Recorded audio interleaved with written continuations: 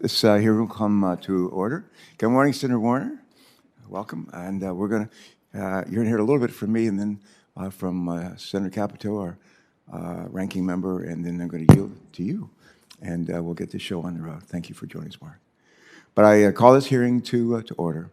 And today we're going to hear from three qualified nominees for leadership roles at the Environmental Protection Agency. And we welcome all of you and your families and friends to this hearing. EPA's mission is to protect human health and our environment. It's a challenging and critical responsibility that requires dedicated work to ensure that the American people can live in communities free from hazardous pollution, that our nation can address the worst impacts of a mounting climate crisis, and that all of us can live up to our God-given potential. To conduct that work well, EPA needs experienced, committed leaders who believe in the agency's mission and in the role of science as the guiding force behind their work. I believe all three individuals with us today fit that description and that they deserve our support. First, we have Amanda Howe, who the President has nominated to be EPA Assistant Administrator for Mission Support. Whether it's maintaining facilities, engaging with staff, or facilitating EPA grants and contracts, the Office of Mission Support manages all the functions that the agency needs to fulfill its mission. I think it's safe to say without the Office of Mission Support, there wouldn't be much of an EPA. If confirmed, Ms. Howe would bring with her to the job some impressive leadership experience and a clear understanding of what it's like to serve at the federal, the state, and the local levels of government. Next, the President has nominated David Ullman to be Assistant Administrator for Enforcement and Compliance Assurance. It's worth noting that our nation's environmental laws can only protect our health and our environment if they are effectively and fairly enforced. EPA's Office of Enforcement and Compliance Assurance needs leadership to make sure that enforcement is applied consistently and within the letter and the spirit of the law. David Allman is exceptionally qualified to be that leader. Mr. Allman has spent 17 years as a prosecutor with the U.S. Department of Justice, 7 of those years as chief of the Environmental Crimes Section. In this role, Mr. Allman has led some of the highest profile pollution crime cases in recent history, including a 2017 case in which Volkswagen pled guilty to 3 felony counts in a scheme to cheat vehicle emissions test. That was a chapter that drew worldwide attention, worldwide acclaim. But I'm confident that he will bring the same dedication to enforcing our nation's environmental laws to this role at EPA. And finally, we have Carlton Waterhouse, whom President Biden has nominated to be Assistant Administrator of the Office of Land and Emergency Management. For those who aren't familiar, this EPA office is tasked with overseeing the cleanup of our nation's most contaminated hazardous waste sites, as well as working with local officials to revitalize these areas and prevent future exposure to harmful materials. Mr. Waterhouse has a good deal of experience and know-how to be successful in this role. He spent years in the 1990s working as an EPA attorney and acting on behalf of vulnerable communities that have suffered from the impacts of industrial waste, receiving the agency's Bronze Star Award 4 times for his work. And as a former Naval Flight Officer who served in a war too, I've known some people who received 1 Bronze Star, but the idea of receiving 4 of them is pretty amazing. Mr. Waterhouse would be an asset to the Office of Land and Emergency Management in assisting communities confronted by the dangers of contaminated sites and making sure that their voices are heard in government. On this committee, I often like to say we are workhorses, not show horses. We may not always agree on this committee on all things, but we come to the table with collegiality, with open hearts, and open minds. And I'm proud of how our members have carried on that work ethic in this Congress, especially when it comes to the consideration of nominees. And I look forward to continuing in that vein for today's hearing. With that, let me turn over to our ranking member who is joining us remotely for her opening remarks. And after she's concluded, I will turn to our colleague, Mark Warner. And Senator Stabenow, I think Senator Stabenow is joining us remotely, and we look forward to her, both of them introducing nominees in greater detail. Senator Capito, good morning. Thank you. Take it away. Yes, thank you, Mr. Chairman. And it's nice to join today. I was late getting in. I apologize for that. I have in West Virginia here, and our connectivity, as we know, is a challenge. Can you hear me okay? Give me a thumbs up. Okay. You're breaking up. You're breaking up a little bit. Okay. But go ahead. You're not going to believe this, but we had good enough. It's good enough that we can understand you. But okay. I'll go quickly. We understand you're in Missouri today? No, I'm kidding. No. I'm in West Virginia. I feel like it. All right. Go right ahead. We had a power failure, and that's okay. I want to welcome the three nominees. And obviously, each of you have been nominated to serve at the EPA in critical roles. The Office of Land Management is key to the mission of protecting human health and the environment across all media, land, water, and air. Dr. Waterhouse, nice to see you. I look forward to your testimony. You are the lead political officer in that office right now and have been nominated to serve as the assistant administrator. Cleanups supported by your office can revitalize areas, make land usable again, and propel communities forward economically. Established by the 2017 Job Tax Cuts and Jobs Act, opportunity zones provide favorable tax treatment to private investment in economically distressed areas. The Trump administration recognized that providing grants to projects in opportunity area zones can leverage private investment and make federal dollars go forward. I appreciate the emphasis that the EPA under the previous administration from the top down placed on its waste and cleanup responsibilities, including in my home state. But despite this progress, I'm concerned that under the Biden administration, the Office of Land and Emergency Management is again taking a backseat to other programs, including the Office of Air and Radiation, as it did during the Obama administration. The president's fiscal year 2022 budget requests more than 1,000 additional employees at EPA. In the detailed materials provided to the Appropriations Committee, the agency does not request any additional employees for the Office of Land and Emergency Management. By contrast, the staff of the Office of Air and Radiation would be increased by 179. So, Dr. Waterhouse, I hope you can give us more insight into the current directions for the Waste Office within EPA, as well as your own professional background. And thank you for being willing to serve. Mr. Ullman, also good to see you again. You have been nominated to serve in another bedrock office at EPA, the Office of Enforcement and Compliance Assurance. When we spoke this summer, I enjoyed learning more about your career at the Department of Justice, prosecuting environmental crimes. And I thank you for your past service. Criminal enforcement is an important tool of the office for which you have been nominated, and one where you're a preeminent expert as a professor of law at the University of Michigan. This hearing provides the committee an opportunity to discuss with you all of the tools the Office of Enforcement and Compliance Assurance has and how you learn to lead the office in using them if confirmed. These include criminal enforcement, civil enforcement, compliance assurance, and in other words, helping regulated entities and states understand and comply with the law. I look forward to hearing your views on how EPA would use these tools. Finally, I would like to welcome Ms. Howe, who has been nominated to the EPA's Office of Mission Support. This office is one that keeps the agency running, from handling grant disbursements to human resources to IT. I look forward to hearing how your past work experiences, including on political campaigns and as acting chief of staff for New York City Mayor de Blasio, prepared you for this role. Again, I would like to thank all of our nominees for your willingness to serve and for appearing before us today. Thank you. Senator Capito, great to see you, and thank you for joining us virtually and for your comments. With that, I'm going to ask my friend and colleague, Mark Horner, Senator from Virginia, to introduce Mr. Allman to our committee.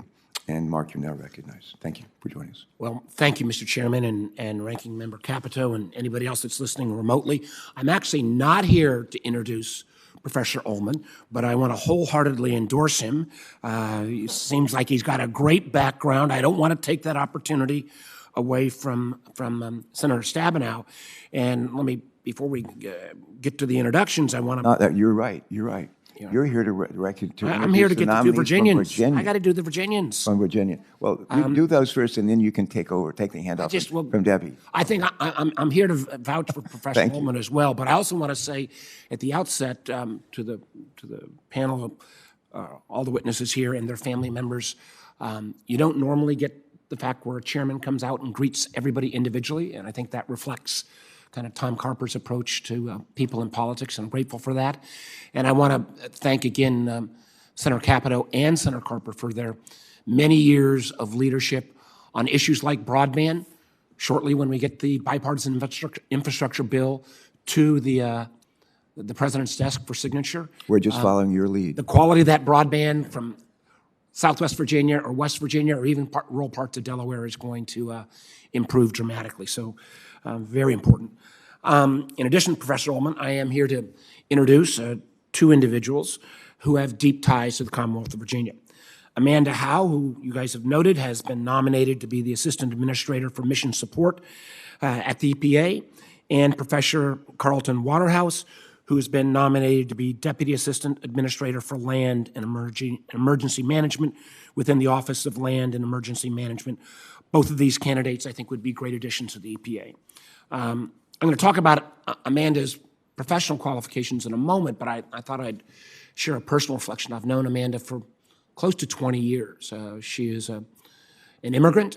She was born and raised in Canada and came to this country. I know her and her wife, Ellen Qualls, quite well. I actually Did you?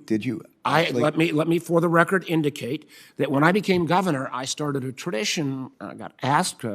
Amanda and Ellen both worked with me of performing marriage ceremonies, and I helped perform the marriage ceremony between Amanda and Ellen, and they are part of the now 18 couples, one as recently as the last 2 months, that I have married, and not a single couple that I have married has been divorced. Oh, that's great.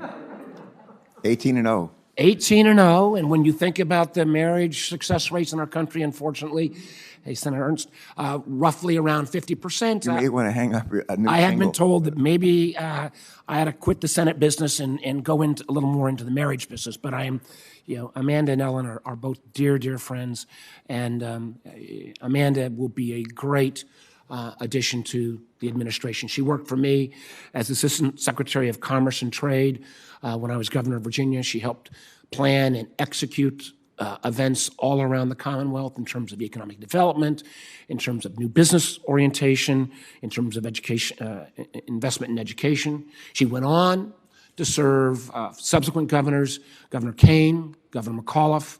As you noted, she's been also worked with Mayor de Blasio in New York. And in terms of operational experience, let me just cite a couple of the things she's done. She directed and ran the whole visit of Queen Elizabeth to the Commonwealth of Virginia in 2007, our 400th anniversary.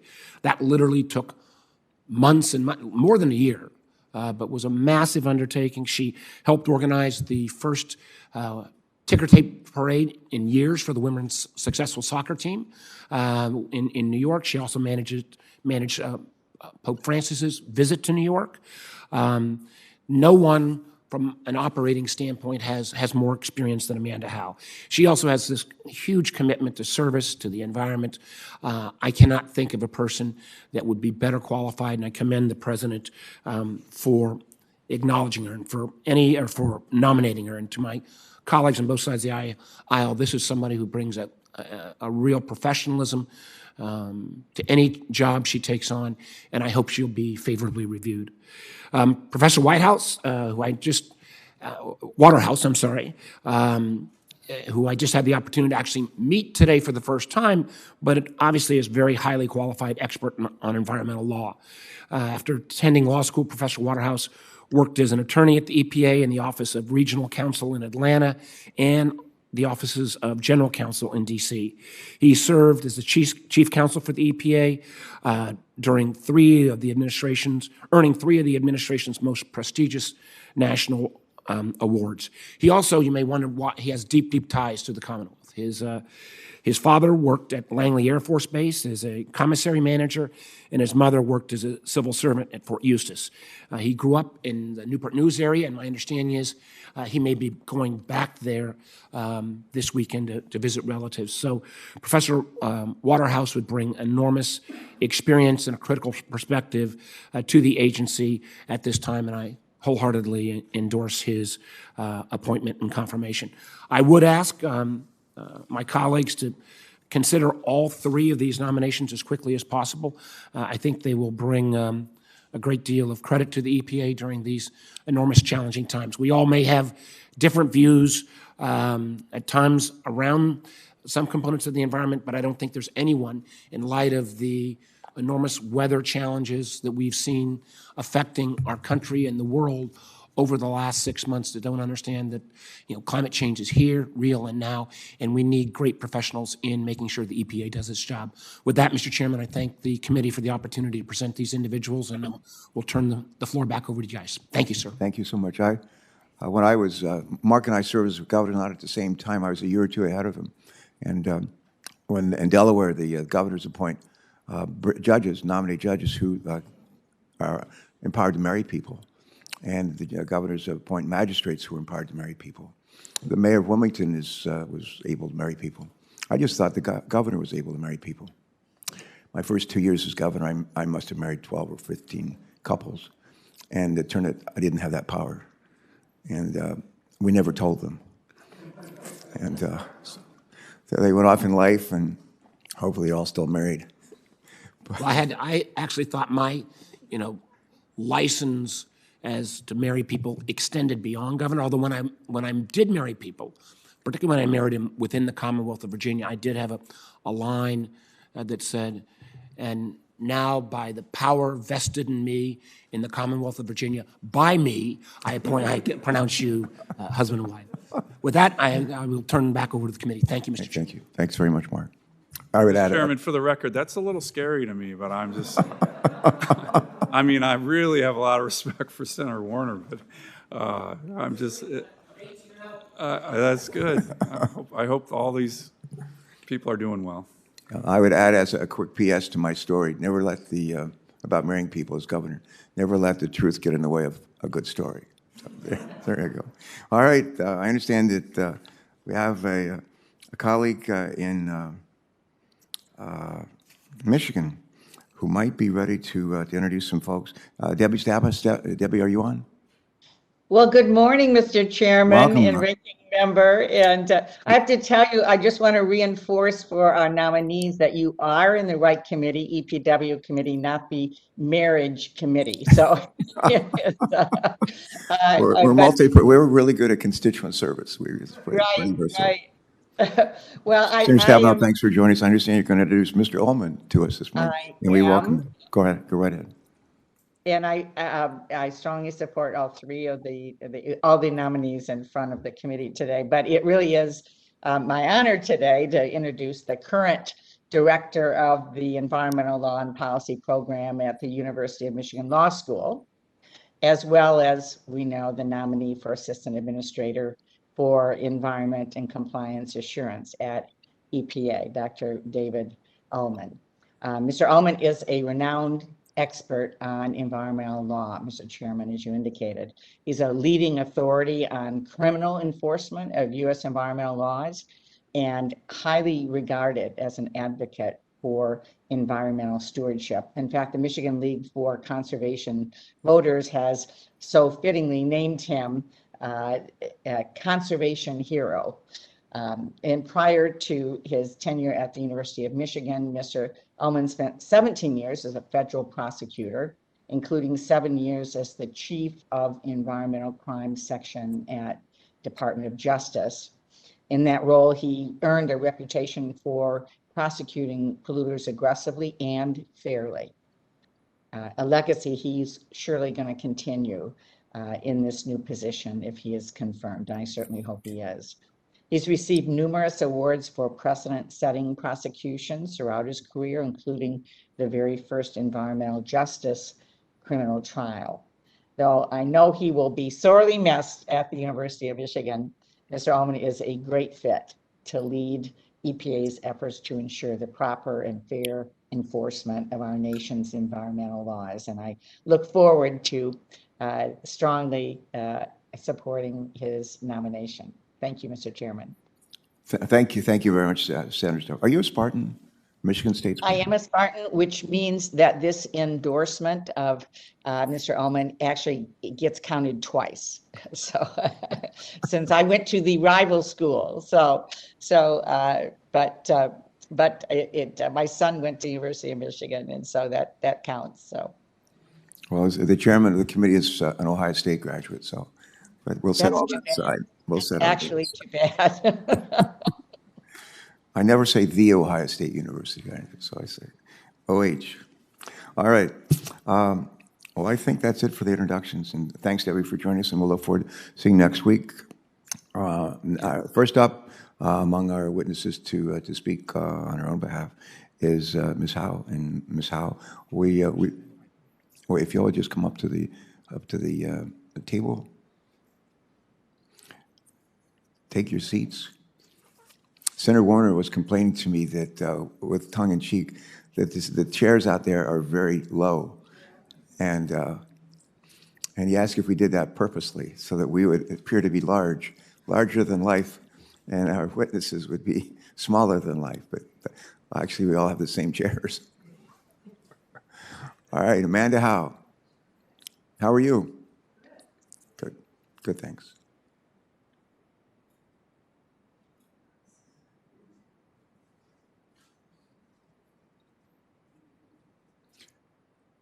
I want to make sure your mic is on, please. We want to hear every word. Okay. I've got it on. And to our witnesses, if you'd like to introduce members of your family or friends that are in the audience, feel free to go ahead. So, Amanda, please. Okay. Good morning, Chairman Carper, Ranking Member Capito, and members of the distinguished committee. I'm honored to appear before you today as President Biden's nominee for Assistant Administrator for the Office of Mission Support at the Environmental Protection Agency. I'm joined here today by my wife, Ellen. Ellen, raise your hand, please. Hi, Ellen. Joining me remotely are my mom, Gail, my sisters, Erin and Ashley, and my brother-in-law, Michael. My 3 nieces are joining me as well. Vivian, who's 9, Fiona, 6, and Maeve, 4. Where's your mom? Where's your mom today? She's actually in New York. Okay. Yeah, she's in New York. She must be very proud. I think so. I hope so. I am proud to be the godmother to all 3 of my nieces, and I'm very grateful for all of their support. I'm an American citizen, but I was born in Canada 2 years after President Nixon and Congress formed the Environmental Protection Agency in 1970. They were responding to Americans' concerns about air and water pollution and were inspired by the first pictures of Earth taken by astronauts. I grew up on Lake Ontario, one of the Great Lakes that the EPA was formed to protect. I am a beneficiary of EPA's noble efforts. As a lover of the outdoors, I know we must strive to be in harmony with nature, to protect our trees and our majestic oceans, lakes, rivers, and streams for future generations. I've always believed in the value of public service. Early on, I was remarkably fortunate to have a mentor who gave me the best career and life advice. Always ask yourself, am I using my talent, my skills for good? And if the answer is yes, you won't go wrong. From that came my own motto, go for the good.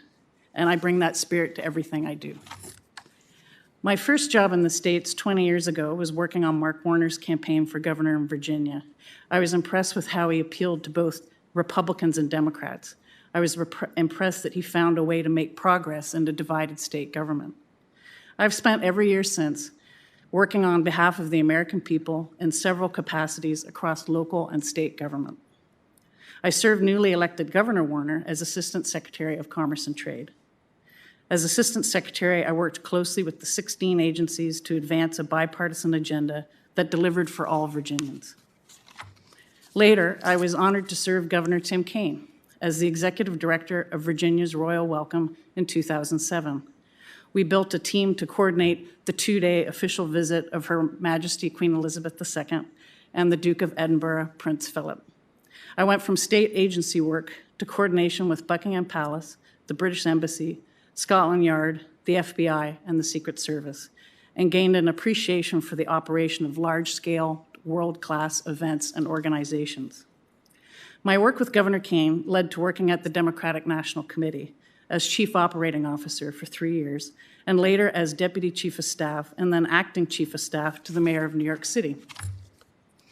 I oversaw the Mayor's Office of Appointments, Citywide Event Coordination and Management, the Mayor's Office of Correspondence and Constituent Services, the Mayor's Office of International Affairs, the Mayor's Office of Administrative Services, Scheduling and Executive Operations, Advance, the Mayor's Office of Special Projects and Community Events, and NYC Service.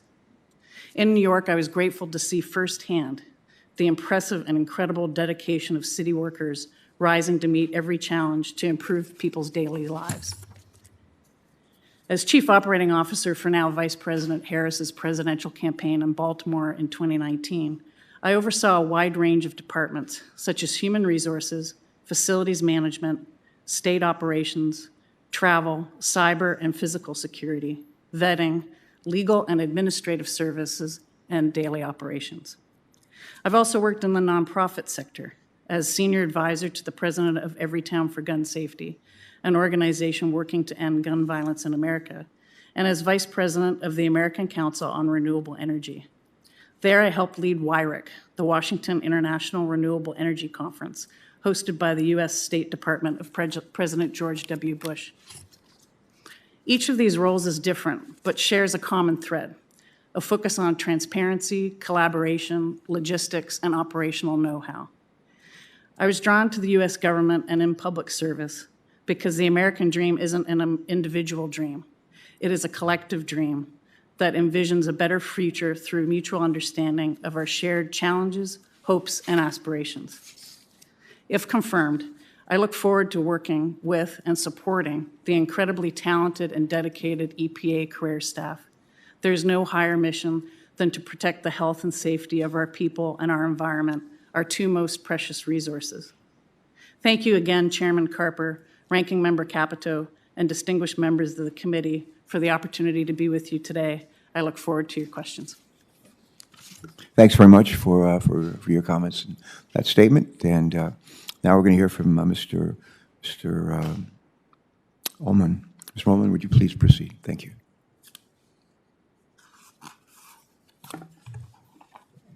Thank you, Chairman Carper, Ranking Member Capito, and members of the committee for the opportunity to appear before you today. And thank you to Senator Stabenow for your gracious introduction.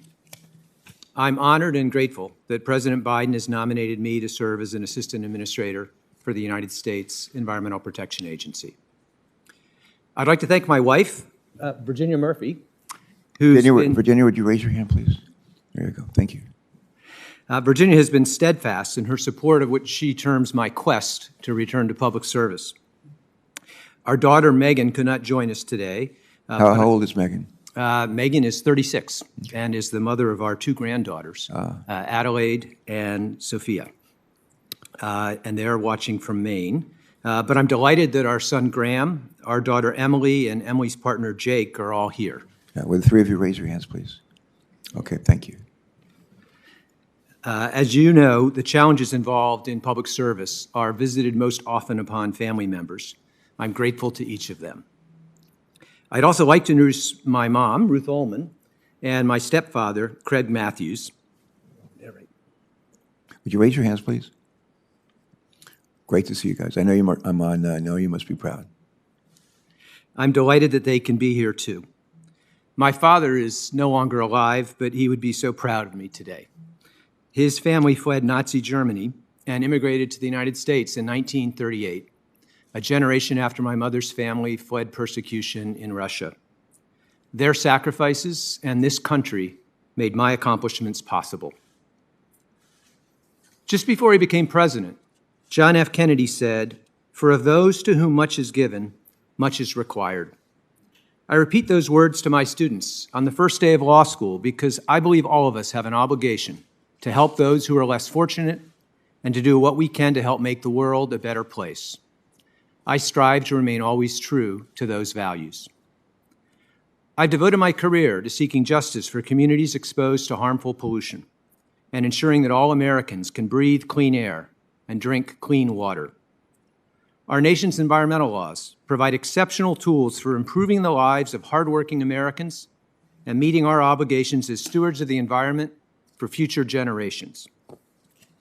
I served for 17 years at the Justice Department, where the cases I prosecuted were not about winning or losing, but about promoting fair enforcement of our environmental laws and ensuring that companies who act with ethics and integrity are not at a competitive disadvantage with those who flout the law. I was the lead prosecutor in the first environmental justice criminal trial, where residents of West Memphis lived next to a hazardous waste site for more than a decade. I tried a knowing endangerment case in Idaho, where a 20-year-old worker suffered severe and permanent brain damage because his employer forced him to illegally dispose of cyanide waste without even the most basic safety equipment. In each of my cases, it was a privilege to appear in court for the United States of America. In June of 2000, I became the 6th chief of the Environmental Crime Section at the Justice Department. In that role, starting during the last year of the Clinton administration and continuing for 6.5 years of the Bush administration, I led an office dedicated to the fair and principled enforcement of the criminal provisions of our environmental laws and ensuring that companies and individuals who put our communities at risk were brought to justice. If confirmed by the Senate, my long history of government service during both Democratic and Republican administrations would allow me to provide leadership with support from career staff I know, respect, and admire. I also would offer valuable experience and perspective from outside Washington, gained over the last 14 years as a law professor. When the University of Michigan recruited me to serve as the inaugural director of its Environmental Law and Policy program, I welcomed the opportunity because I saw mentoring the next generation of environmental lawyers at one of our top public universities as a natural continuation of my public service at the Justice Department. My work at Michigan has broadened my perspective about how illegal pollution harms our communities, enhanced my understanding of how the federal government must work in partnership with state environmental protection efforts, and given me the opportunity to work closely with environmental groups and the business community.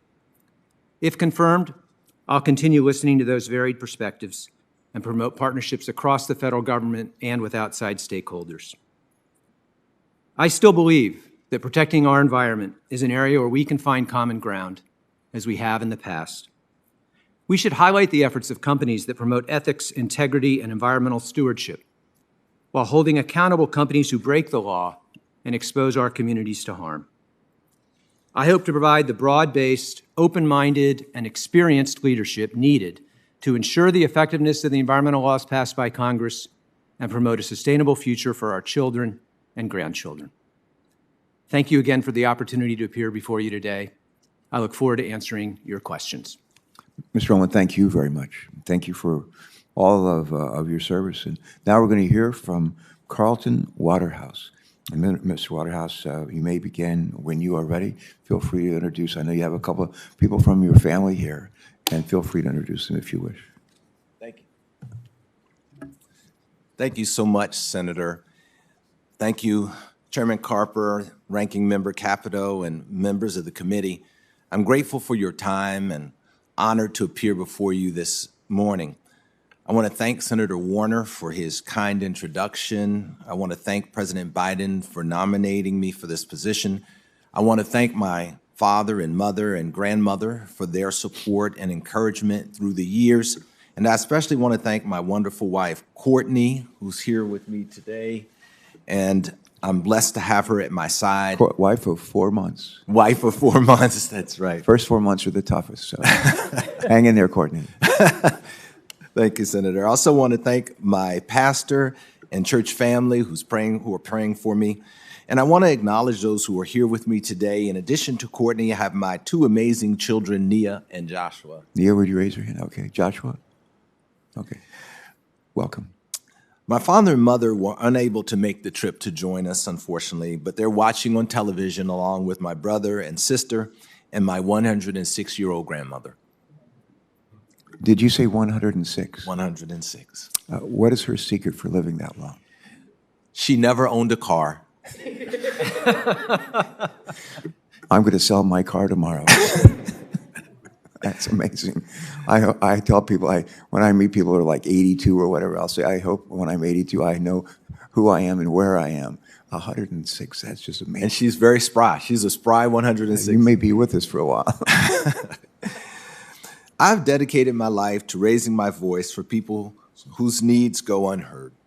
And when I advocate for others, I reflect on the wisdom and amazing life lessons I received from my parents and my grandmother. They instilled in me the value of hard work, public service, and faith. My father grew up in the Jim Crow South in a small town in East Texas. He joined the Army at 17 to escape the mistreatment that he and other African Americans lived through daily. He served faithfully through the transition from the segregated Army and was ultimately promoted to the rank of Master Sergeant. He earned a Purple Heart, Bronze Star, and other medals for his valiant service in the Korean War. Now, for those who don't know, Master Sergeant, that's pretty good, isn't it? That's pretty good. What is that, an E8? Yes, Yeah. yes, sir. Out of E9, you can't do much better than that. He retired from the Army following 20 years of military service and dedicated 20 more years through the 70s and 80s as a civil servant, managing commissaries for our troops and their families in Virginia and Alaska. In fact, it was our drive from my hometown in Virginia to Alaska that provided me with the early appreciation for the beauty of our country and the wonder of the natural world. My mother likewise spent over 30 years of her life in federal service, including 10 years with the International Trade Commission. She worked her way up from an entry-level position to become an office manager before she retired. She, like her mother, my grandmother, demonstrated persistence in the face of adversity. My grandmother worked as a server for many years in an all-white country club in my hometown that continued to exclude blacks and other people of color from membership up through my time attending law school. We never dropped her off or visited her at work, since we were not welcome there unless we were workers. Like so many African Americans, they endured these challenges through an abiding faith in God. Likewise, my faith undergirds my life. I'm a first-generation college graduate. It was my faith that sustained me through challenges as a young man and ultimately provided me with a sense of purpose and direction that has guided me ever since. I enrolled in Howard's Law School to focus on civil rights and the environment because of the Christian imperative that we protect people in need and act as stewards of the world. After law school, I began at EPA's Region 4 Office of Regional Counsel. My 9+ years of service with EPA in the region and in headquarters gave me firsthand experience of environmental protection at the ground level, where people experience the worst effects of pollution. I represented the agency as the lead attorney in cases under the Clean Water Act, the Emergency Planning and Community Right to Know Act, and other environmental laws. But the bulk of my time was spent working within the Superfund and Resource Conservation and Recovery Act programs. In Superfund, the Smiths Farm Superfund site stands out among many. I reviewed numerous technical documents for legal sufficiency in that case, as in others, and oversaw the issuance of administrative orders to require responsible parties to clean up the site. I also served as EPA's negotiator with the scores of responsible parties, and together with the remedial project manager, created the allocation of responsibility that resulted in a roughly $40 million settlement for the site. I worked with state officials to obtain the nation's first approvals for the Subtitle D sanitary landfill program under RCRA, and served as Region 4's lead attorney on environmental justice. I routinely met with community members and EPA staff to address community concerns about environmental problems, and I was truly humbled to be recognized by the agency for my work and to be presented with Bronze Medal Awards on 4 separate occasions. As a law professor, I focused my research on correcting environmental and other social injustices. Drawing on my graduate studies in social ethics, my work promotes policies that better protect people. In addition to working with students, I dedicated my time to working with community groups faced with environmental challenges in Indiana, Puerto Rico, and in the DC metro area. I've been fortunate to have spent my career on issues near and dear to me, issues that touch the lives of all Americans. Throughout my career, I've learned so much about the importance of forging consensus, listening intently to varied perspectives, and making decisions that put the well-being of our communities first. Thank you again for the opportunity to speak before you today. I look forward to answering your questions. Mr. Waterhouse, thank you very much. And it's a remarkable service from your family. Very impressive. Senator Capito is going to go first in asking questions. Before she does that, I need to ask same 3 questions of each of you, and then I'll yield to Senator Capito. These are we call it standing questions, yes or no questions that we ask all of our nominees who appear before this committee and remain seated for this. But the first question is: do you agree, if confirmed, to appear before this committee or designated members of this committee and other appropriate committees of the Congress, and to provide information subject to appropriate and necessary security protections with respect to your responsibilities? Do you, Ms. Howe? Yes, I do. Mr. Ullman? Yes, I do, sir. Mr. Waterhouse? Yes, I do. Second question. Do you agree to ensure that testimonies, briefings, documents, and electronic and other forms of communication of information are provided to this committee and its staff and other appropriate committees in a timely manner? Do you, Ms. Howe? Yes, I do. Mr. Allman? Yes, I do. Yeah, Mr. Waterhouse? Yes, I do. Finally. And third and last question is this. Do you know of any matters, which you may or may not have disclosed that might place you in a conflict of interest if you are confirmed? Do you, Ms. Howe? No, I do not. Mr. Allman? No, I do not. Mr. Waterhouse? No, I do not. Very well. Thank you. And with that, let me yield to our ranking member, Senator Capito. Senator Capito, please proceed. Thank you, Mr. Chairman, and thank all of you. And I hope I'm coming through a little clearer now. I appreciate your willingness to serve, and it's certainly so interesting to hear everybody's personal story. I think Senator it's very much Capito? related to. Yes. You sound great. Yes. Oh, good. I sound great. Good. And you look I thought you were great. going to tell me You look great, too. I didn't sound so great. Where Okay, are you? great. Are you in West Virginia? I am. Where are you today? I'm in Martinsburg. Martinsburg. The Panhandle. Yes, you- Over yes. there by Ben's, over there close to Maryland, Ben. There you go. Yeah. So anyway, I'm going to start with you, Mr. Waterhouse, and thank you for visiting me in my office. I really appreciate that. As you know, and I think we talked about, I'm from an energy producing state, and you have a wide variety of experience in a lot of different areas.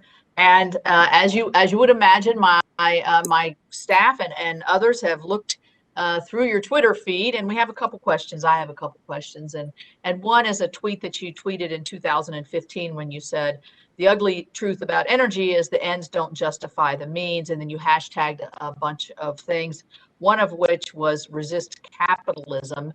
And I think this came to my attention and also sort of raised my ears a little bit, because you are going to be dealing in your position with a lot of private entities. You mentioned that in your 5-minute in your 5-minute opening statement. So I guess, what does resist capitalism mean to you, and how would that interplay with what you're doing? And what does it mean when you say energy, the ends don't justify the means?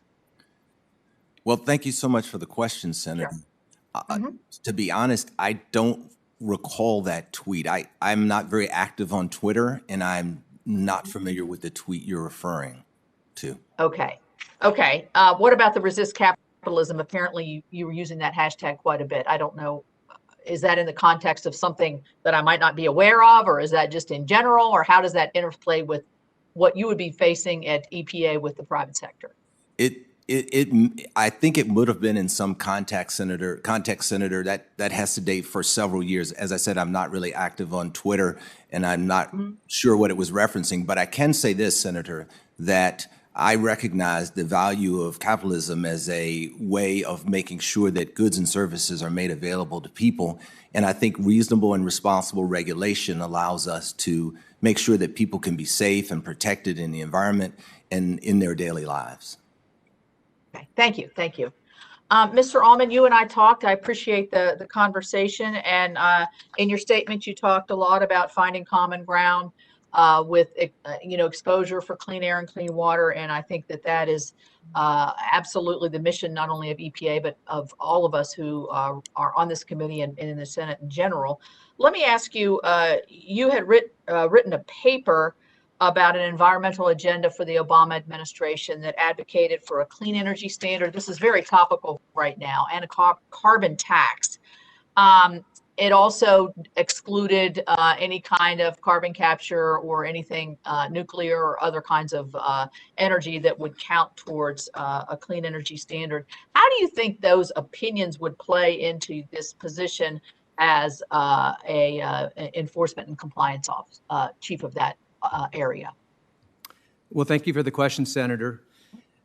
As I think all of us are painfully aware, and as Senator Warner mentioned in his introduction, the challenge of climate change is a clear and present danger. The wildfires in California, in the upper Midwest, the harms of Hurricane Ida visited upon the Gulf Coast and the East Coast all have, I think, focused our attention on the need to do everything we can to address climate change.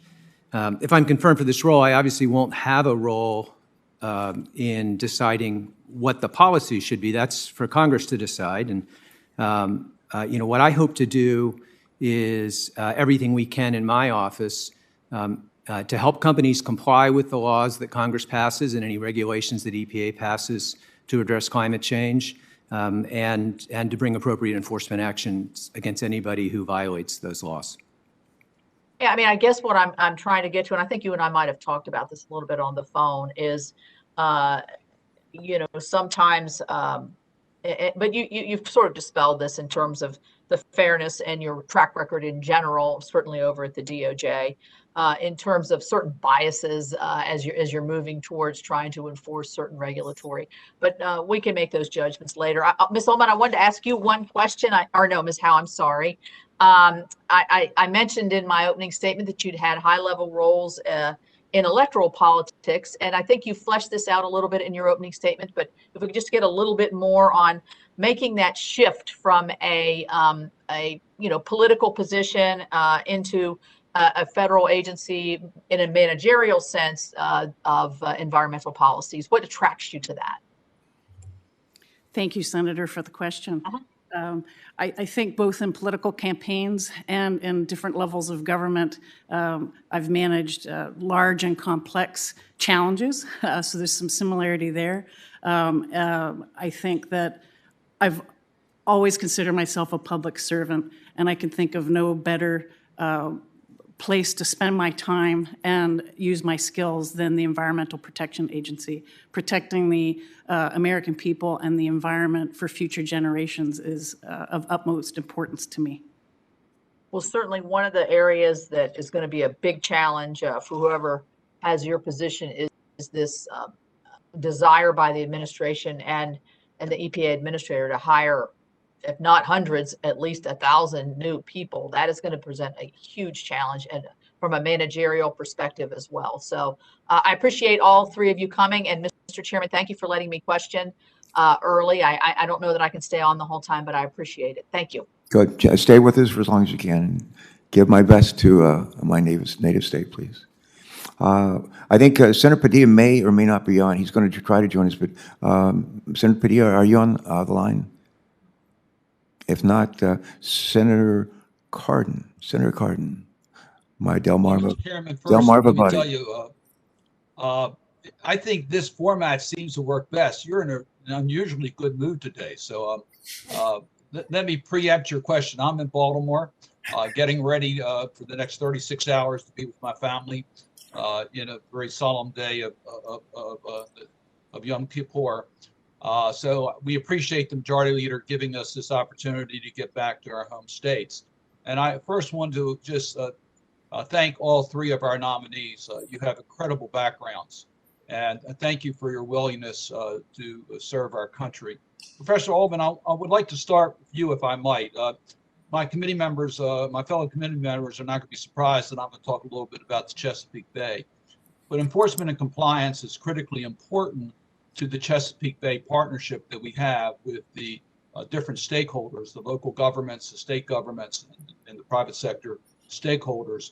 And we depend upon the federal government to be our referee and to enforce the rules that we all say that we are going to live by. The Chesapeake Bay program is based from the commitments from the ground up from local government, and then enforced at the national level.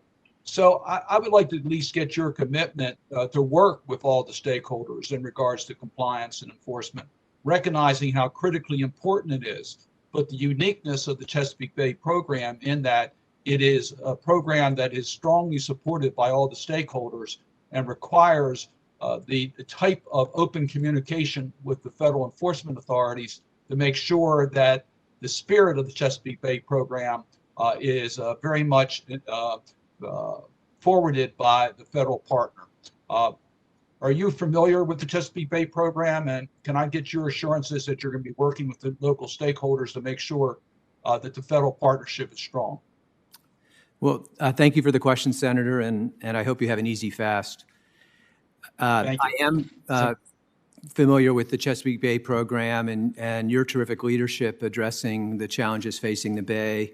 The Chesapeake Bay is a national treasure, and in so many ways, I think the partnership between EPA and the states to protect the Chesapeake Bay is a model for how we protect watersheds across the country, including in my home state where the Great Lakes face similar threats. So if confirmed, I commit to you that I will work with you and your office and all the stakeholders to do everything we can to make sure that the commitments made by the Chesapeake Bay Agreement are honored. Well, thank you. We work very closely with Senator Stabenow of the Great Lakes in her position as chair of the Agriculture Committee. So we share a great deal in our pride on the great water bodies of the United States. So I appreciate that comment. Professor Waterhouse, I am very impressed by your background. I'm going to sort of deal with this from an area that I think you'll feel very comfortable about. Brownfields, the Superfund sites in America, 60% of which are unusually impacted by climate change. President Biden, and I think this Congress, is committed to environmental justice issues. We did that very much so in the bipartisan infrastructure package, and we continue to stress the importance of environmental justice. So I would like to get your game plan on how you're going to deal with your portfolio, recognizing that underserved communities, minority communities have been adversely impacted by these policies, which has added to the health disparity and income disparity of America. Thank you so much for the question, Senator. The issue of climate change has had a significant impact on our world, as you know. And with regards to the Superfund program, it is so vital that we make sure that all of the remedial actions that we're taking are sustainable and resilient, so that when we do have more intensified storms and when we have additional flooding events and when we're dealing with wildfires, that those remedies don't fail. This is something we've taken very seriously in our office, and in fact, I've worked along with other staff to see that our Superfund division director was able to send and did issue just recently a memo to all of the EPA regions that they would double down on reviewing and evaluating all of the remedial actions that are in place to ensure that they have an adaptability, a sensitivity, a vulnerability analysis, and a resilience. In other words, doing an analysis to make sure that they are able to hold and withstand any kinds of changes and threats that we're going to be facing as a result of climate change. Additionally, with regards to environmental justice, our office is moving forward to evaluate different programs we have to make sure that we're doing the most that we possibly can to see that environmental justice is done. And under the leadership of this committee, we are going to give you additional resources and tools in order to deal with this challenge. And we believe we can make substantial progress in protecting vulnerable communities. So thank you very much for your willingness to take on this incredibly challenging position. Thank you, Mr. Chairman. Senator Carlton, thanks for joining us very, very much. Has Senator Padilla joined us yet? No? All right. And I understand that Senator Lamas was in the queue. Cynthia, are you there? I am here. Can you hear me? Yes, we can. Good morning. Thank you. Thank you, Mr. Chairman. I appreciate this. And Where are you today? Where are you today? I'm still in Washington, but I'm just getting ready to get on an airplane to Wyoming. So I want to thank you very much for letting me participate remotely. My wife and I, and many of our colleagues, had the privilege, sad privilege, of joining Senator Lummis and a number of our colleagues to fly about a month and a half ago back to back to Wyoming for the memorial service for our dear colleague Mike Enzi, and had an opportunity to spend some wonderful hours on the plane with Senator Lummis and got to know her a lot better as a new member. But Cynthia, we're glad you're a member of this committee and delighted that you could join us today. Please go right ahead. Well, and I'm delighted to serve with you, Mr. Chairman. You're a terrific chairman of this committee, and it's an honor to be with you. You can take as much time as you want. Thank you. My first question is for Mr. Ullman, and I want to first say, Mr. Ullman, that a very good friend of mine, Tom Sansonetti, reached out to my office and spoke very highly of you. I understand the two of you work together at Justice, and that he has participated in your environmental studies program on a number of occasions at the University of Michigan. So his endorsement speaks very highly of your character. The questions that I have for you involve very specific to Wyoming tough stuff. I recently raised the issue of the federal regional haze program from Mr. Prieto in his hearing, and I'm going to do the same with you. For months, the Wyoming Governor's Office, Department of Environmental Quality, the Attorney General's Office, and the EPA worked hand in hand together on a plan for the Jim Bridger Power Plant site implementation plan that reduced emissions, improved visibility, and saved money and jobs. Everything that EPA Region 8 requested during this process was agreed to. Now, at the 11th hour, the EPA has reneged on all the hard work that was done. They have failed to send the amendment to the Federal Register to complete the process and continue to delay issuing the decision it has already made on the amendment in an effort to strong-arm Wyoming and Pacific Corps to agree to an unreasonable closure commitment. Similarly, concerning the Wyodak regional haze litigation, withdrawing from the agreement, despite months of negotiations that included EPA's approval and blessing, this is no way to treat partners in our federalist system. So my question is this, Mr. Allman, will you commit to reviewing these decisions, if confirmed, in your role and honor the hard work that EPA and Wyoming partners accomplished on this? Well, thank you so much for the question, Senator Allman. And if I might, thank you also for sharing with everybody the kind words from my friend Tom Sansonetti, who I had the privilege of serving under during the Bush administration and who I have hosted at Michigan, including at a Michigan football game in the pouring rain, where we lost badly to Northwestern.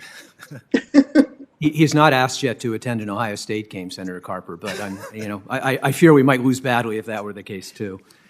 Of course, I'm not yet at the agency, Senator, so I'm not familiar with the regional haze initiative and the challenges that you're describing. I certainly believe, as I know you do, in the value of a strong federal-state partnership. So if I might, I would commit to you to, if I'm confirmed, I'd like to be able to have the opportunity to be briefed on this issue and then visit with you more about it.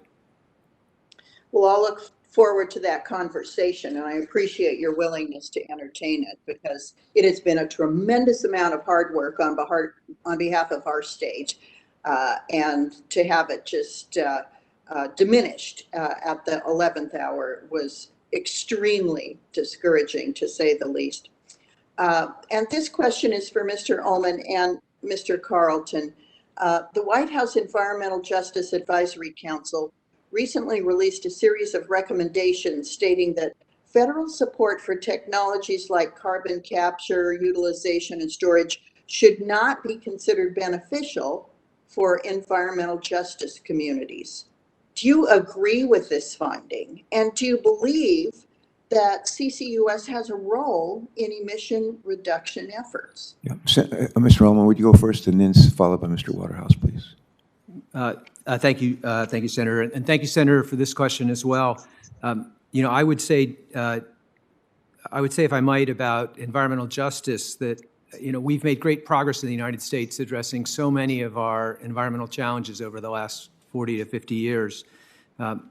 But that community, that progress rather, has left too many of our communities behind, both in urban areas and Senator, in rural communities in states like yours.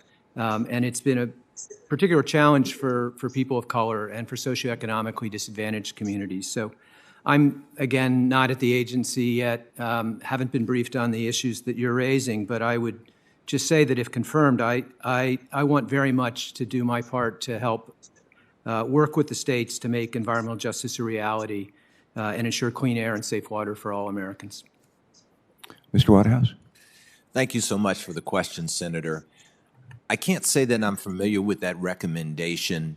Over the past several months, I've been very busy running or at least working with the leadership to run the Office of Land and Emergency Management. And in that role, we are really focused on cleaning up, polluted sites and helping communities like the Wind River Reservation there in Wyoming deal with their solid waste management plans, and recently have directed an additional, I think, $150,000 of gap funding to assist them in building capacity for solid waste management. So I have not had an opportunity to be exposed or made aware of the carbon capture question, Senator, but it's one that I certainly would welcome an opportunity to learn more about and talk with you about further if I was to have the benefit of being confirmed.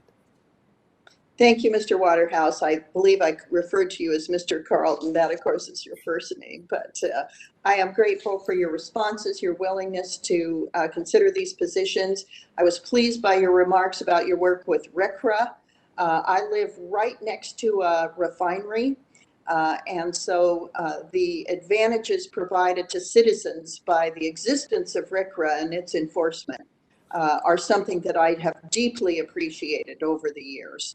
And so your work with RCRA is very encouraging to me. I want to again thank you for giving me the chance to extend my time, Mr. Chairman, and I yield back. All right, thanks so much for joining us. Look forward to seeing you next week. I think Senator Padilla was holding on for a while. He's had to go preside on the Senate, and hopefully he'll be able to join us before we conclude here. But we've been joined by Mark Kelly from Arizona. Mark, great to see you. Thanks for joining us today. Thank you, Mr. Chairman. Dr. Waterhouse, good morning, and thank you for all of you for being here today. But Dr. Waterhouse, almost exactly 1 year ago, the EPA announced the creation of the Office of Mountains, Deserts, and Plains, a new regional office focused on effectively cleaning up abandoned mine lands across the West and accelerating the cleanup of Superfund sites in the West.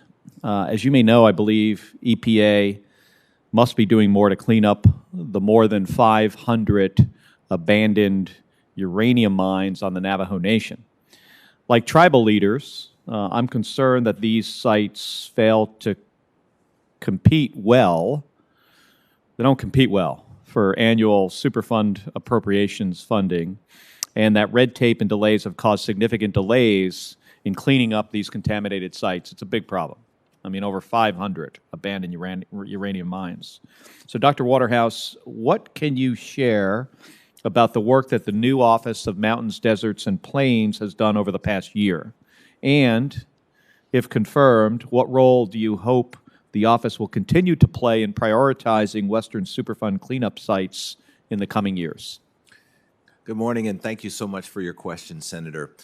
You know, the problem of abandoned uranium mines, as you said, is a very big one, and it's a very important one. Communities there should have the right to be in a clean environment and not faced with that pollution. In fact, I had a visit to the Navajo Nation scheduled for last week, but unfortunately it had to be postponed due to increasing COVID cases on the reservation. Mm-hmm. But we're really excited about the office, Senator, because that office is able to bring resources to bear to provide assistance to those communities.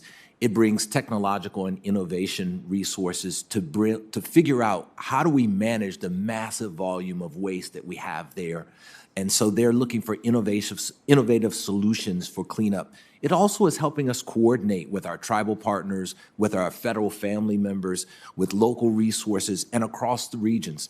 You know, it's so big, we're talking about multiple states and driving for hours and hours to be able to see it all. And so we've got Region 6 and Region 9, and this office helps to coordinate along with the tribe and others to help us find solutions. They also are developing a prioritization package to deal with the Tronox settlement so that we have a way of using those monies that is going to maximize their effectiveness in getting cleanup done. And you feel they're off to a reasonable start over the past year? I do, Senator. I think they've done a great job in a short period of time with limited resources. You know, since I came into the agency, it was a brand new office at that time, but they really have an amazing staff who've done a really great job in helping us move those projects forward. Yeah, and do you think they need any new authorities or any additional funding to make sure that they have the tools necessary to do this rather complex task of cleaning up these Superfund sites in the West? Senator, I certainly wouldn't turn down any additional monies to toward additional staffing and resources for the office that would help them with building capacity to be even more effective than they have been so far. Okay. Well, thank you. And a similar topic I wanted to discuss with you is PFAS cleanup. It's a big issue in Arizona, and in and around Tucson and Phoenix and other really across the state. So I wanted to ask you for an update on the administration's work to remediate PFAS contamination.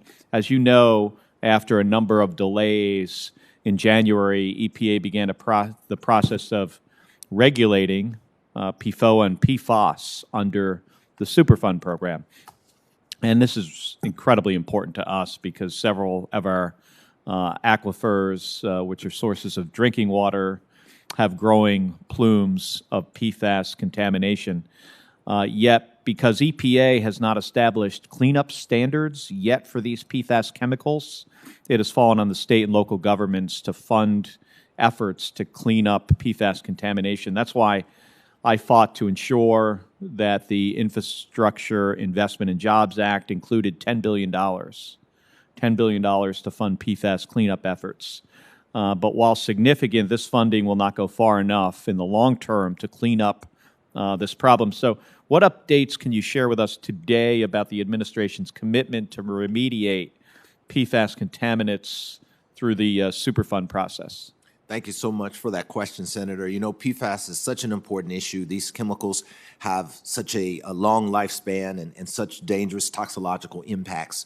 We within the Office of Land and Emergency Management have moved forward with the internal agency process to work toward a rulemaking that would designate certain PFAS chemicals as hazardous substances. That process is one that requires rigorous review by the internal offices to ensure that we're following the science and following the law. And I can tell you, Senator, that we're moving that through that process as quickly as we can so we can have a proposed rule to give us additional authorities to address PFAS in cleanups. Well, thank you. I always like when I hear somebody's going to follow the science. That's very important to me. Mr. Chairman, do I have a couple more minutes? All right. Yeah, you do. Thank you. This question's for Mr. Ullman. I wanted to ask you about the applicability of EPA's Clean Air Act regulations for those Arizonans who convert their street vehicles into dedicated race vehicles. This is something that my wife, former Congresswoman Gabby Giffords, not with cars, but with motorcycles, would do on occasion. She used to race motorcycles around a track. So this is an issue that resonates with her. You know, it's a time-honored pastime for many Americans, amateur racing. We have a street in Tucson, a mile north of where Gabby and I live, called Speedway. And it's called Speedway for a reason, because that's where a lot of amateur racing used to happen. Now it's on tracks. And these racetracks and auto repair manufacturers across the country rely on this. Yet, as I'm sure you know, since 2015, EPA has maintained that modifying a vehicle's emissions system is a violation of the Clean Air Act, even if the vehicle is solely used for the purpose of amateur racing. I support efforts to clarify the status of amateur racing under the Clean Air Act without compromising the underlying statute. And I'm pleased to join today with my colleagues, Senators Burr, Tester, and Ernst, to introduce the Recognizing the Protection of Motorsports Act. So, Mr. Ullman, I'm pleased that EPA has announced that the Office of Enforcement and Compliance Assurance will focus on stopping aftermarket defeat devices, which cause street vehicles to violate emission standards. How would you categorize the emissions risk posed by these defeat devices, and how do those emissions compare to the emissions created by amateur racing vehicles? Well, thank you so much for the question, Senator, and for your leadership and your wife's leadership in the great state of Arizona. I had the privilege of serving as the counselor to the compliance monitor who was appointed by the Justice Department and EPA after the Volkswagen diesel scandal. And that's just, probably one of the most troubling examples of environmental crime in the 30 years that I've been working on these issues. I mean, a company, one of the largest companies in the world, that changed the software on its vehicles so that when they were out in the street, they were polluting. When they were being tested, they seemed to be in compliance. And it's the sort of case study of what a defeat device is. It was an appropriate case, I think, quite clearly for the Justice Department to prosecute. As I said, I was honored to serve on the compliance team after the fact, trying to help Volkswagen develop ethics, integrity, and sustainability programs so that they could be environmental leaders rather than environmental criminals. I have to confess, I don't know the issue that you're raising, and so I would say that if I'm confirmed for this role, I'd be happy to meet with you once I have an opportunity to be briefed by the career staff. The problem with defeat devices, of course, Volkswagen tells us is very significant, with significant human health impacts. Not quite ready, even though I'm a huge sports fan, to speak to the issue that you've raised today. Yeah, when we consider just the numbers, you're talking small number of vehicles, and this is, what folks across the country, do as their hobby, their activity, and it doesn't add up to much. So I appreciate you're willing to work with me in my office so we can clarify the applicability of the Clean Air Act to amateur racers. Thank you, and thank you for the additional time, Mr. Chairman.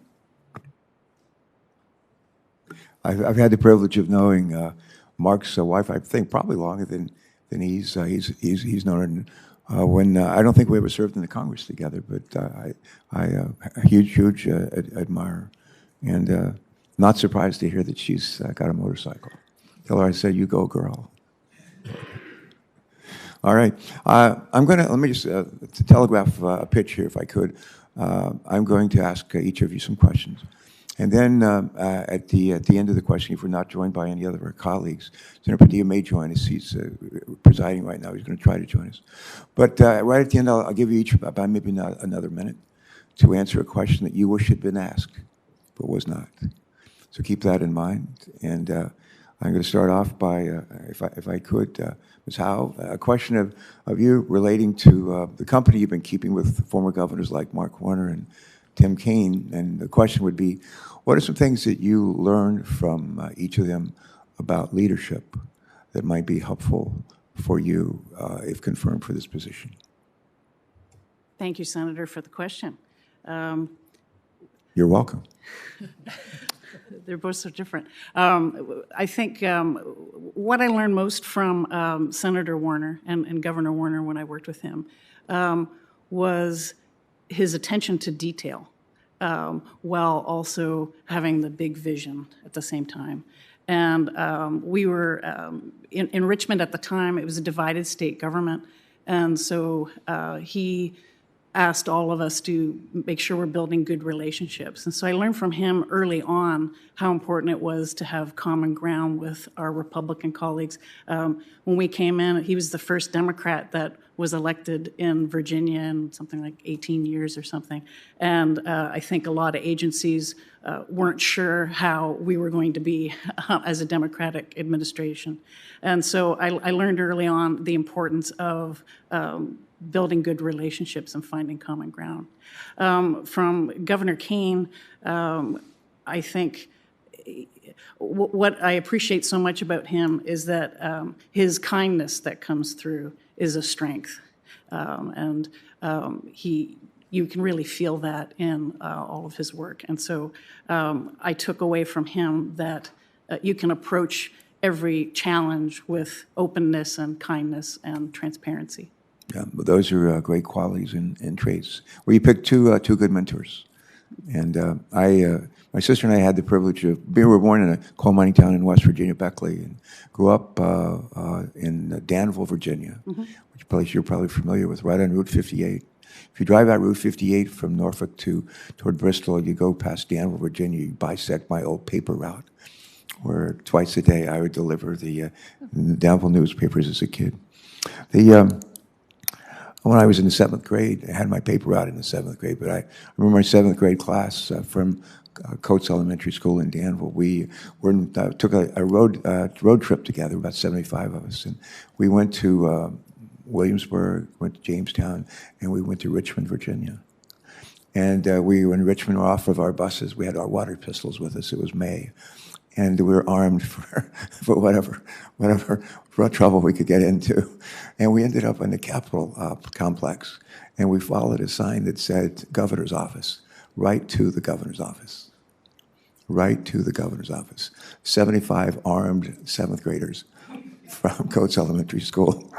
And the governor, to our amazement, came out to meet with us and to speak to us. And I, at the age of, I think I was 12, got to shake his hand.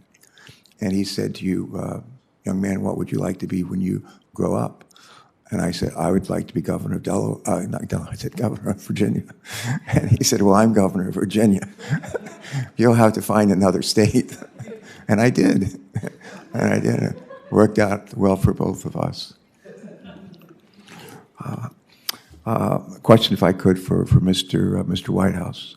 Mr. Whitehouse, in your statement, you discussed your experience as a longtime staff attorney with EPA's Office of General Counsel, both in Region 4 and at EPA headquarters. You also mentioned the types of cases that you worked on during your previous tenure at EPA. And my question would be this. During those previous 9 years at EPA, could you just share with us some of your experience and insights in working within the Comprehensive Environmental Response, Compensation, and Liability Act, known as CERCLA, known as Superfund, and the Resources Conservation and Recovery Act programs, also known as RCRA, and how that experience will benefit you in this new role leading the Office of Land and Emergency Management, should you be confirmed? That's a pretty long question. It is. Thank you so much for it, Senator.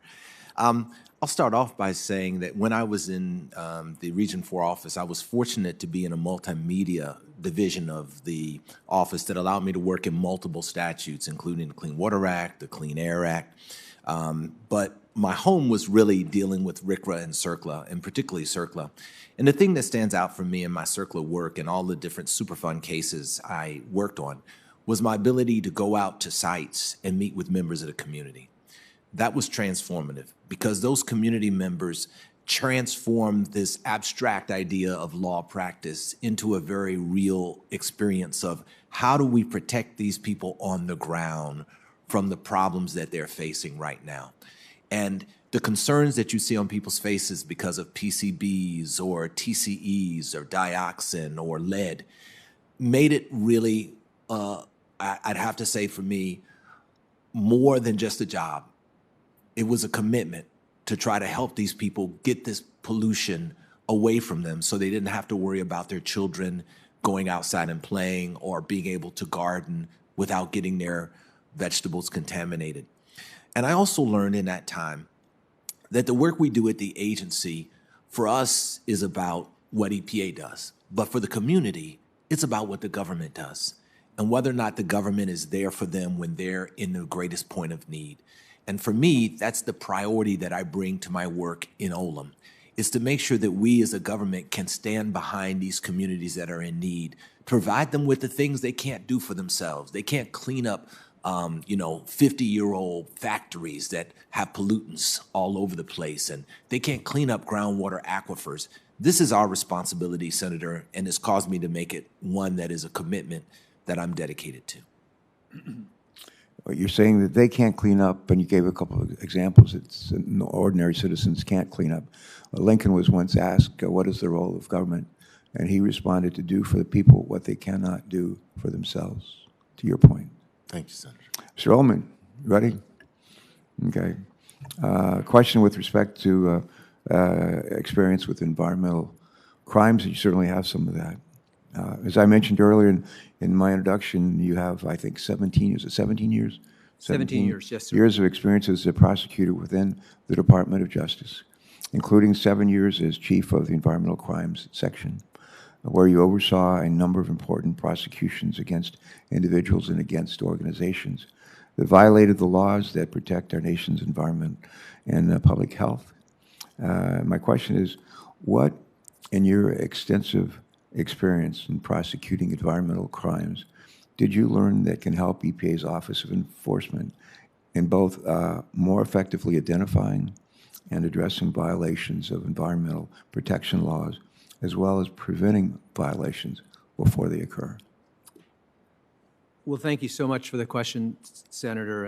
And I think I'd start where my colleague, Professor Waterhouse, was, because I worked on cases throughout the United States, and I think the first and most important lesson I learned is just how much pollution affects our communities and harms American families.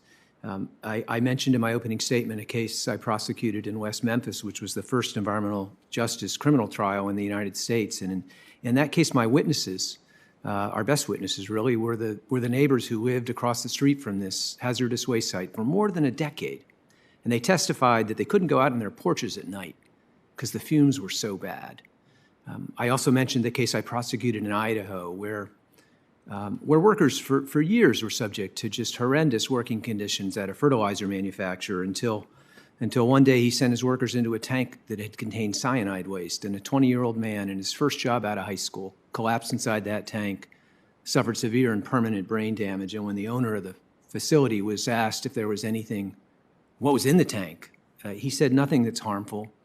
And when he was asked if there was cyanide in the tank, he lied and said, no possibility there was cyanide, even though he was the person who put the cyanide in the tank. And I mention these cases because, I could go on, but I know we have limits on our time. Pollution has real effects on our communities, real effects on families, real effects on people's lives. And I think that firsthand knowledge for me is probably the most important thing I learned, but I'll just mention quickly two other things. I also had the opportunity over those many years to work with the extraordinary career staff at EPA. The inspectors who, as you point out, very important to ensuring compliance. I mean, they were witnesses in my trials because they often were the ones who first saw the violations at facilities. The enforcement attorneys who work on the civil cases, they were our partners because not every case is criminal.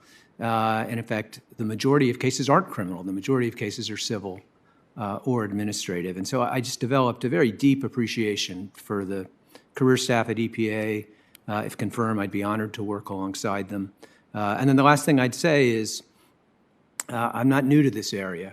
I'm not sure how it got to be possible that I have 30 years of experience working on anything, but I would bring to the agency experience that no prior assistant administrators had, even though I have deep respect for my predecessors, all of whom are dedicated public servants. And it just would give me the ability to hit the ground running and help the agency enforce the laws passed by Congress to protect the environment and deliver on the promise of clean air and clean water for all Americans. Thank you, sir. Ms. Howe, you ready for another question? Good.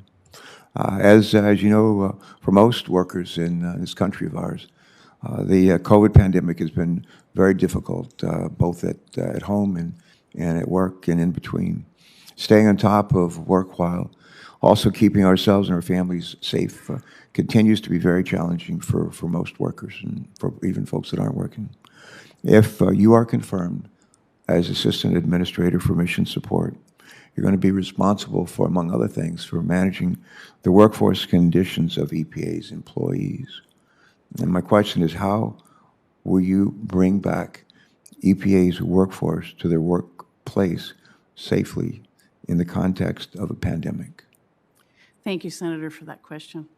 Protecting the health and well-being of our employees is going to be paramount for me. If confirmed, we will follow the science. We will follow the CDC guidelines very closely in ensuring that we bring back the workforce smoothly and safely as possible. From what I understand, the EPA is already at 90% of its staff has been successfully telecommuting. So I would tap into that expertise as well to figure out how they did that and get their help in figuring out how to bring the workforce back safely. But while honoring the CDC guidelines, I recognize also that it's not as easy as that. I know that this pandemic has been hard on everyone, and all employees have had no commute or a different workplace. Their desks are at home, not in the office. And I recognize that bringing the workforce back will be a tremendous change for everyone. And so you have my commitment, if confirmed, that I will be approaching this whole process with openness and empathy, and will be listening to employees' concerns throughout the process. Good, thank you. Thank you, ma'am. Mr. Waterhouse, another question, if I could. I hope you guys have been thinking about that last minute. You get your one more shot. Okay. Mr. Waterhouse, with respect to leadership, I think leadership is the most important ingredient in the success of any organization I've ever been a part of. And I'm a big, I've been blessed to learn from a lot of mentors. Some who are very good, I learned a lot from them, and some who are awful. And I learned probably as much from the latter as from the former. But Mr. Waterhouse, in addition to your time at EPA working on CERCLA, working on RCRA, you've held a wealth of experience from other positions and community involvement that's led the way in helping communities across the country address hazardous waste.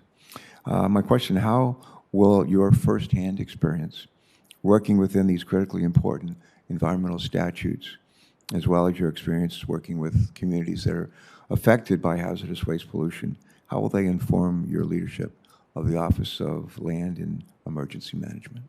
Thank you so much for the question, Senator. I should start by saying that it's been a pleasure to be back at EPA. I find that it's a hardworking, dedicated staff that's really committed to seeing that the environment is clean and to making sure that communities are safe and protected, and to carry out environmental justice. I've been very enthusiastic about the real commitment I've seen. My responsibility in coming into the office is to take the benefits of my experience, I think, as a law professor working on environmental law and environmental justice cases and advocating on behalf of communities, and then also my experience as a government employee working within the confines of the agency to see where we can do even better. And as a leader, I think one of my key responsibilities is to help provide guidance through change. So one of the things we see is with the Biden infrastructure deal, there's massive amounts of additional resources that are slated to come towards the Brownfields program and the Superfund program. And that means that we're going to have to double down on our efforts within the office to make sure that more communities are able to get the benefit of these resources. And then finally, I'd say that President Biden is, through his executive order on climate justice, has directed the agency to provide 40% of the benefits of some of our programs to disadvantaged communities. I see my role as helping the staff to understand how we can best and effectively see that all communities are able to get the benefits of these opportunities to have clean air and clean water and revitalize communities through the benefit of our Brownfields grant program. Thank you. Ms. Howe, this probably might be my last direct question of you, but deals with cybersecurity. I serve on a committee called Homeland Security and Governmental Affairs. We work a lot on cybersecurity issues. And unfortunately, as we go forward in the future, we're likely as a country to have to deal with even more of them. But if confirmed, you're going to lead EPA's efforts to maintain and strengthen the agency's cybersecurity efforts, I'm told. And as you know, the criminal enterprises and adversarial states continue to increase their efforts to break into our computer networks, to steal our information, and to compromise our security. In recent years, EPA has been among the agencies that have seen major cybersecurity breaches. If confirmed, how will you seek to ensure that EPA makes cybersecurity a top priority within the agency? Thank you, Senator, for that question. Protecting the American people and environment will always be job number one, and that means cybersecurity must be a top priority for mission support. If confirmed, I will work aggressively to ensure that EPA's posture on cybersecurity improves. I will also work closely with the Chief Information Officer and the Chief Financial Officer to collaborate on IT funding and investment strategies. Also, I will work transparently with you and let you know when the EPA needs additional tools and resources to help mitigate cybersecurity vulnerabilities, and I will report back when issues arise. Yeah, there's an outfit called CISA, CISA within Homeland Security. They are in a position to help you, and they help your agency. I urge you to take advantage of that. And you're familiar with General Accountability Office, GIO. They have a lot of smart people who work there, and some of them are really gifted and knowledgeable with respect to cybersecurity, and I would urge you to take advantage of that as well. I will. Thank you. Sure. The last question I have, this was the pitch well telegraphed, and I told you I wanted you to maybe think of a question you weren't asked that you'd like to have been asked because you want to answer it right now. And Ms. Waterhouse, I'll let you take the first shot at that, and then we'll look to Mr. Ullman and Ms. Howe. Thank you so much for that opportunity, Senator. And don't screw up this one. So I wish someone had asked me what my priorities are for the office. And I'd like to share that. I'd like to ask that. Okay. Yeah, Thank you please. so much, Senator. And so I'd like to share that my priorities for the office really are threefold. One is to make sure that we're able to expand and extend the number of people who benefit from our Brownfields Grants program. That program is so vital because it allows for worker training to retool people who need new opportunities and new careers that allows them to clean up their communities and other communities that are polluted. It allows us to provide cleanup and assessment grants so that communities can see where the pollution is that needs to be addressed and then find out how to clean it up and get it cleaned up. And it also allows for redevelopment in a very powerful way. I've seen a number of former brownfields projects that have become revitalized neighborhoods, revitalized downtowns. Some people ask for grocery stores, some people ask for parks, some people get whole harbors. This is a really vital program, and I want to focus attention on it. In addition to focusing on getting cleanups done more quickly and more efficiently under the CERCLA program, so that we can make sure that communities aren't suffering environmental injustices from being overburdened with pollution. And then lastly, to make sure that we're able to get the rulemaking done to address contaminants like PFAS that are emerging, that are causing such a threat to our community and our country. Great question, and a pretty darn good answer, too. Thank you. Thank you, Senator. Mr. Ullman? Well, thank you, Senator. I suppose I should talk about my priorities. I'd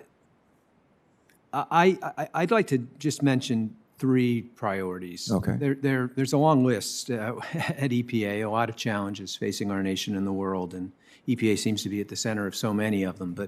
But I would hope to, if confirmed, help the agency address what I call 21st century environmental problems. I'd like to promote ethics, integrity, and environmental stewardship programs in American businesses. And I'd like to strengthen the Office of Enforcement and Compliance Assurance. And if I could, I'd just like to say a few more words about each of those. First, when I talk about 21st century environmental problems, there's obviously none greater than climate change. And as I mentioned earlier in response to a question from the ranking member, Senator Capito, this summer has just placed such a bright light on a problem that probably, no, almost certainly should have been apparent to us long ago. We urgently need to address climate change. And I want to make sure that whatever laws are passed, whatever rules are developed at EPA, that they're a focus of our compliance and enforcement efforts at the agency. I also want to make sure we're doing our part to promote environmental justice, to address the horrible problem of PFAS contamination, which Senator Kelly talked about, but affects so many states, including my own, and particularly affects military families who've done so much service to our country. And you know, another example, the list is long, but another example would be providing safe drinking water in every community in America. Flint, Michigan, where I was born, just 60 miles north of Ann Arbor, where I live today, you know, experienced a drinking water crisis that no American community in the 21st century should face. And yet we've seen similar problems in Newark, in Jackson, Mississippi, where your colleague, Senator Wicker, I know is very concerned about the drinking water situation. So I want to make sure we're doing everything we can in the Office of Enforcement and Compliance Assurance to help address those problems. When I talk about ethics, integrity, and environmental stewardship, I'm mindful of something the administrator said, which is we can't regulate our way out of every environmental problem in the United States. And I've been struck by my work both on the Volkswagen case and just in general as a law professor, the degree to which there's a shift in American businesses away from just the bottom line compliance, dotting the I's and crossing the T's, but actually to focusing on ethics, integrity, doing the right thing, being leaders on environmental stewardship, promoting sustainability efforts. And we get so much better results for our communities when that's our focus. And I really hope that the agency, under my leadership, if confirmed, can promote those efforts and make ethics, integrity, and environmental stewardship something that every business embraces, as I think it should. And last but certainly not least, strengthening the office I've been nominated to lead starts with securing resources for them. They've experienced a 30% cut over the last decade in their resources. By the end of the last administration, there were fewer than 150 criminal investigators for the entire United States. There were 20 states where there was not a single investigator. And the enforcement numbers had dropped significantly, as I've demonstrated working with my students in our research. And so working with Congress to try and secure the resources the office needs, but also making sure that we're doing everything we can to deliver clean air and clean water for every American in every community, and to do so in a nonpartisan way. We may all differ about our political views, but in enforcement, there's no role for politics. It's about the law and the facts, following both and delivering results for the American people. And that's what I hope I have the opportunity to do if I'm confirmed for this role. Thank you very much for those words. Ms. Howe? Thank you, Senator, for that question and opportunity. I think mine's a little bit different in the sense that I wish I'd been asked how I feel about being considered for this role. How do you feel about it? Thank you. I'm not only honored, but I'm very excited about it. I'm excited about all the challenges that the Office of Mission and Support faces. And that's really important to me because in attracting, recruiting, and retaining our excellent workforce at EPA, I want to be very proactive in getting that message out to future job applicants that the EPA is an exciting place to work. And you can join a dedicated and talented group of staff. And so I'm very excited about the prospect of hopefully being confirmed. Oh, good, thanks. Well, I'm hopeful as well. A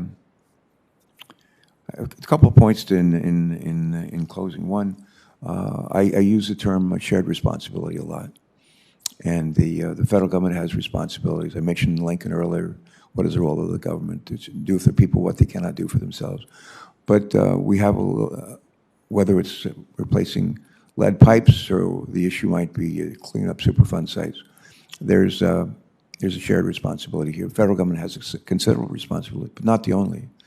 And I, as a recovering governor, I know that the governors through the National Governors Association have a lot of capability and a lot of resources to bring to bear y'all have mentioned, I think each of you mentioned responsibilities of the private sector businesses and companies, many of which are stepping up in very impressive ways. We had Senator Capito and I yesterday held with Senator Bozeman, who he and I are the co-founders of the Senate Caucus on Recycling.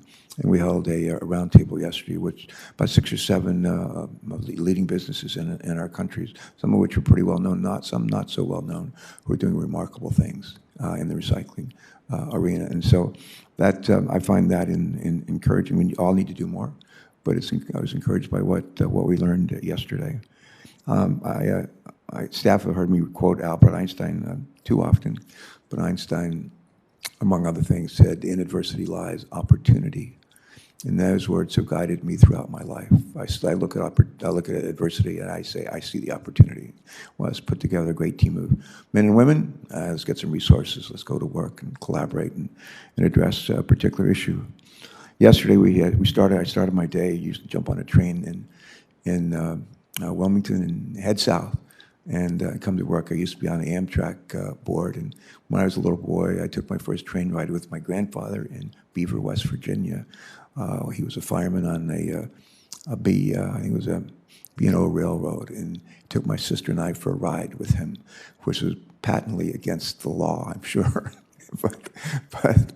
but I've been a great fan of trains for forever. But I started my day yesterday climbing on a train, not with my grandfather, who's long gone, but came on down to D.C. and we held a press event outside.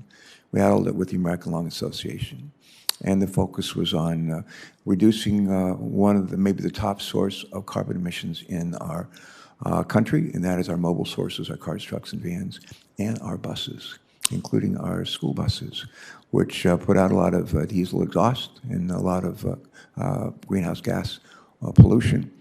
And the bad news is they put out a lot of pollution.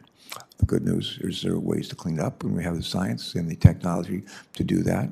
And in the bipartisan infrastructure bill that is passed the Senate by about a 2-to-1 margin, we're going to push a lot of resources toward replacing school buses and electrifying the school buses, electrifying regular buses, transit buses, and even electrifying some ferries in different parts around the country.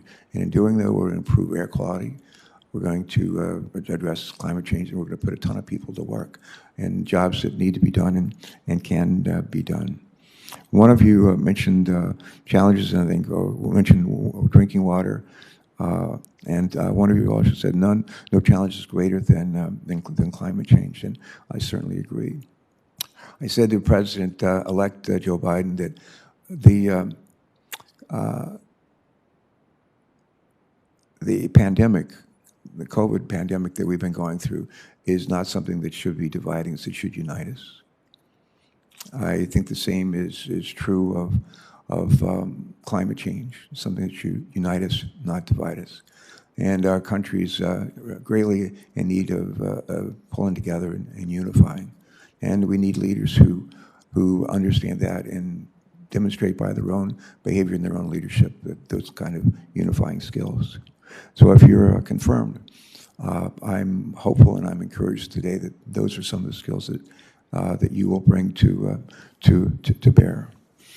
And with that, I think I have a very short statement that my staff has been nice enough, people right behind me were nice enough to help prepare. And I want to say one of the glories and joys of serving on this committee, I've been here for 20 years, and I've been on this committee for 20 years. And I get to chair and lead it with Senator Capito. One of the joys is we work together, and we get stuff done. We reported out unanimously infrastructure legislation for water infrastructure, drinking water, wastewater, unanimously out of this committee, in this room. Unanimously, we did the same thing with surface transportation reauthorization for roads, highways, bridges, and climate change, unanimously out of this room, and we're proud of that, and I'm privileged to, along with Shelley Capito, to lead these workhorses, not show horses. But in closing, let me just say, Ms. Howe, Mr. Ullman, Mr. Waterhouse, thank you for joining us today. Thank you for your willingness to serve our country in these new ways, and after having done a whole lot of good with your lives already. Our nation faces no shortage of environmental challenges. We know that. We need qualified, dedicated individuals at EPA and frankly in every other agency that we have. Each of you has demonstrated why President Biden has nominated you for leadership positions at EPA, and your testimony today is further proof of that. Long time ago, there was a guy named Caesar Rodney, who was one of our first governors. Before we had governors, we had presidents in Delaware.